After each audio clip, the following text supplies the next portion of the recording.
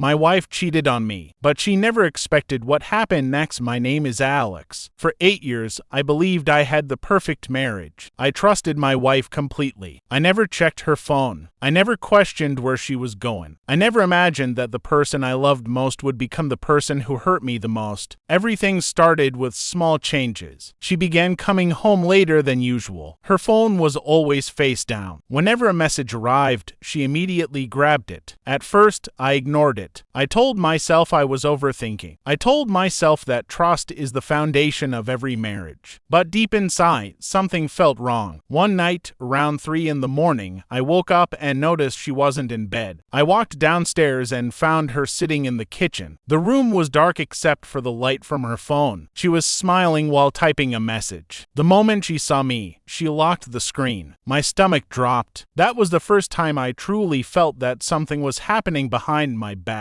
Over the next few weeks, I paid closer attention. I didn't argue. I didn't accuse her. I simply watched. Then one day she told me she was spending the evening with a friend. A few hours later, my phone buzzed. It was a message from an old friend. Attached was a photo of my wife. She was sitting in a restaurant with another man. They weren't just talking, they were holding hands. I stared at the screen for what felt like hours. 8 years together, 8 years of memories, 8 years of trust. And in a single moment, everything collapsed. That night, she came home and acted as if nothing had happened. She kissed me, asked me how my day was, smiled across the dinner table, and I sat there pretending everything was normal. But inside, I was broken. I needed the truth, the whole truth, so I started collecting evidence. Photos, messages, receipts, anything I could find. And what I discovered was worse than I could have imagined. The affair wasn't new. It had been going on for nearly a year, an entire year, while I was working overtime to build our future. She was secretly building another life with someone else. I felt angry. I felt betrayed. But most of all, I felt disappointed. Not because she cheated, but because she lied every single day. At that moment, I had a choice. I could explode with anger. I could start a fight. I could seek revenge. Instead, I decided to stay calm. I contacted a lawyer. I organized my finances. I gathered every document I needed. I made sure everything was legally prepared. And through all of it, she had no idea. She thought she was getting away with everything. Then our wedding anniversary arrived. She wanted to celebrate. She wanted to invite family and friends. She wanted a big dinner. I agreed, because I knew that would be the day everything changed. The restaurant was full. Friends were laughing. Family members were smiling. Everyone believed they were attending a celebration of love. Halfway through the evening, I stood up with a glass in my hand. The room became quiet. People expected a romantic speech. Instead, I connected my laptop to the large screen behind us and pressed play. One by one,